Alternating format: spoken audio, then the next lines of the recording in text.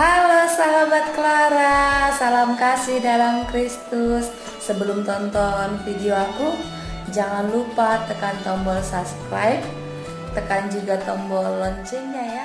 Sahabat Kristus, hari ini saya mau sampaikan kabar baik buat kita.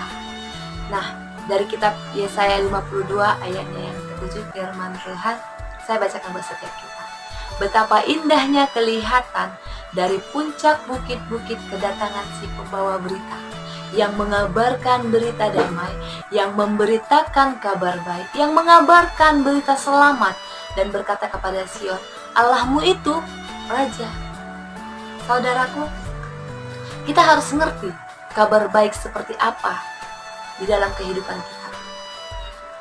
Saudara, berita damai belum tentu tentang keselamatan. Berita kabar baik itu belum tentu tentang keselamatan. Namun, keselamatan bagi orang percaya ada di dalam Yesus Kristus. Dan keselamatan itu sudah pasti kabar baik yang membawa berita damai. Seperti firman Tuhan menegaskan kepada Sion bahwa Allahmu itu Raja, saya juga mau tekankan kepada kita bahwa Allah kita itu Raja. Siapa? Tuhan Yesus Kristus. Amin.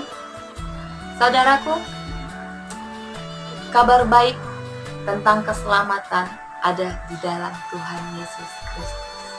Kita mau belajar tentang keselamatan ya saudaraku. Keselamatan seperti apa yang ada di dalam Yesus Kristus. Saya mau katakan keselamatan tentang jiwa. Sekalipun sebenarnya kita ngerti ya saudaraku bahwa kita itu terdiri dari 3 komponen. Yang pertama, tubuh. Yang kedua, roh. Yang ketiga adalah jiwa. Saudaraku, pertanyaannya gini. Kenapa enggak kita bahas keselamatan tubuh? Kenapa enggak bahas tentang keselamatan roh? Mengapa kita harus bahas tentang keselamatan jiwa? Banyak para pelayan Tuhan berdoa, Tuhan, selamatkan jiwa-jiwa. Kita sering berdoa bagi jiwa-jiwa, gitu ya saudara. Tanpa mengerti seperti apa keselamatan jiwa.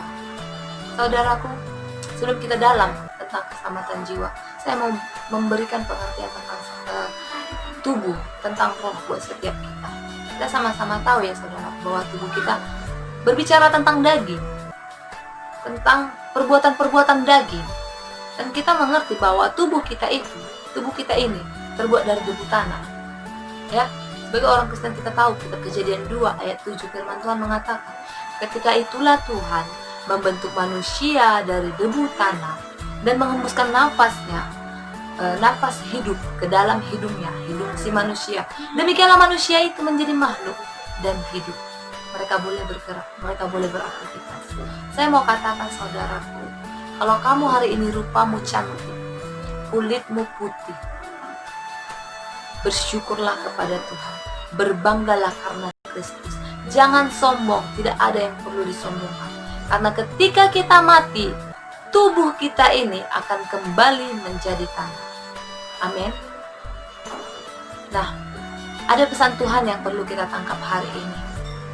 Saudaraku, selagi kita hidup, bernafas di dalam tubuh kita ini, boleh bergerak, boleh melakukan aktivitas. Saya mau katakan, muliakanlah Tuhan dengan tubuh. Sangat jelas 1 Korintus 6 ayat 20 firman Tuhan katakan, sebab kamu telah dibeli dan hargamu telah lunas dibayar. Karena itu, pesan Tuhan tangkap, muliakanlah Allah dengan tubuhmu.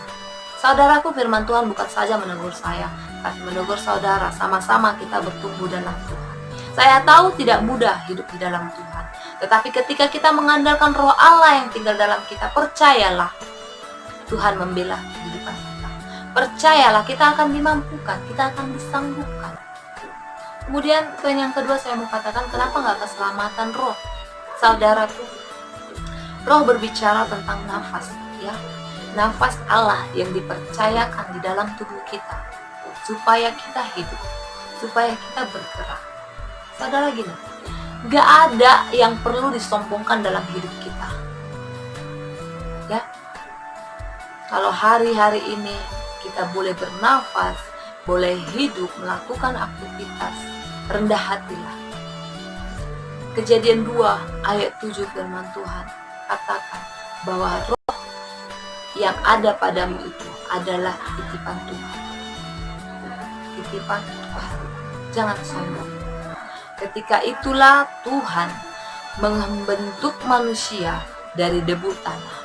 Poin yang pertama, kita debu tanah, jangan sombong. Poin yang kedua, dan menghembuskan nafas hidup ke dalam hidungnya.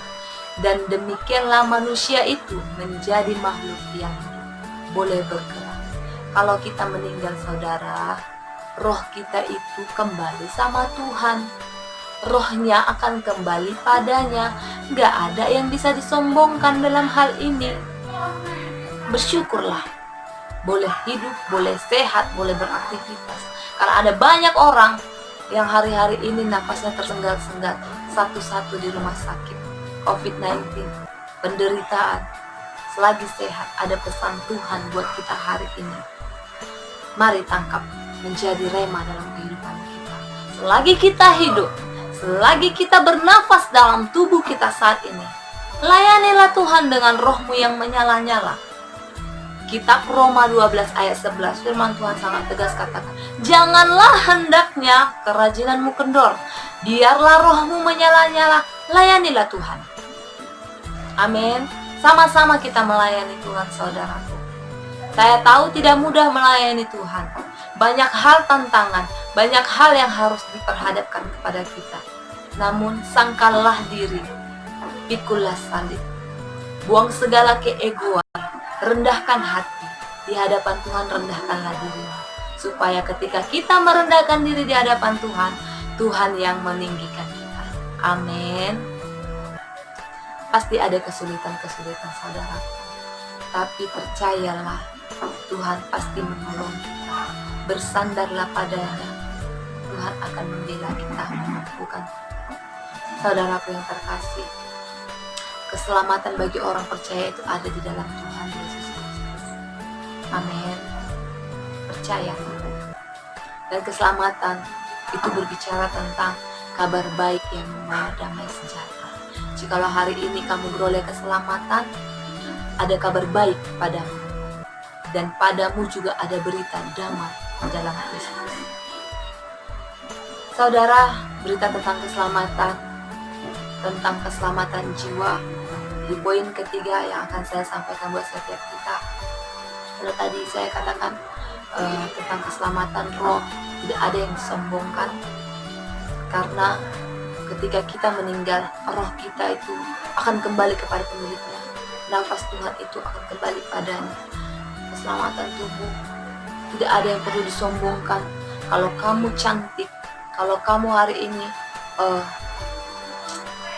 berkulit yang mulus, tidak ada yang perlu dibanggakan saudaraku. Toh pada waktunya tiba ketika Tuhan memanggil kita, ketika kita meninggal, tubuh akan kembali menjadi tanah. Kita hanya bentukan tangan Tuhan. Bersyukurlah atas semuanya itu. Saudaraku, firman Tuhan hari ini kita sama-sama belajar tentang keselamatan jiwa. Amin. Mengapa harus keselamatan jiwa? Ketika kita sudah meninggal saudaraku, tubuh kembali tanah. Ketika kita sudah meninggal saudara, roh kembali kepada Tuhan. Tetapi jiwa kita, saya mau bertanya kepada saudara, kemanakah perginya jiwa kita? Ketika kita meninggal, kemanakah jiwa kita akan pergi?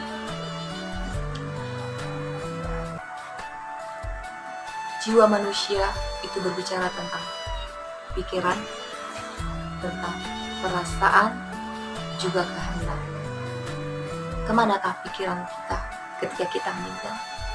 Kemanakah seluruh perasaan kita ketika kita nanti sudah meninggal? Atau kemanakah kehendak kita ketika kita nanti sudah meninggal? Mari sama-sama kita belajar ya saudara. Ketika kita sudah meninggal, saya mau katakan bahwa jiwa kita akan pergi ke tatah pengadilan Allah. Di sanalah setiap jalan-jalan pikiran kita, setiap perasaan kita dan seluruh kehendak kita, keinginan kita, perbuatan kita dihakimi, diadili Tuhan. Siap diperhadapkan di tahta keadilan Tuhan? Saudaraku, sama-sama kita belajar ya. Saya tahu, saya percaya bahwa firman Tuhan itu tidak mudah. Banyak orang dunia mengatakan Kristen itu hal yang simpel. Kristen itu biasa-biasa. Namun ketika kita menghidupi firman Tuhan, sangat sulit. Bersandarlah kepada Roh Allah, hiduplah di dalam kebenarannya. Maka percayalah, Dia yang akan menyembuhkan kita, Dia yang akan memampukan kita. Saudaraku, firman Tuhan di kitab Roma 14 ayat yang ke-10, firman Tuhan, sebab kita semua harus menghadap tahta pengadilan Allah. Jelas ya, kita semua harus. Kata harus itu gak boleh menolak, gak boleh memilih. Kita akan diperhadapkan kepada tahta pengadilan tersebut.